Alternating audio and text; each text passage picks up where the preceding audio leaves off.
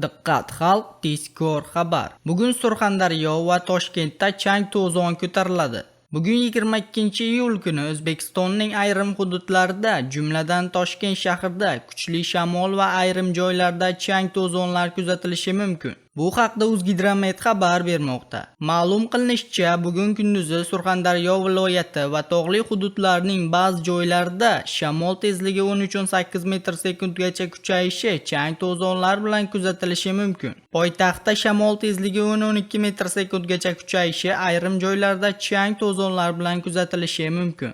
Eslatib o'tamiz, joriy yilning 21-24-iyul kunlari kutilgan yomg'irlar yog'ishi sababli respublikaning oldi va tog'li hududlarda sel suv toshqin hodisalari yuzaga kelishi mumkinligi haqida xabar berilgan edi.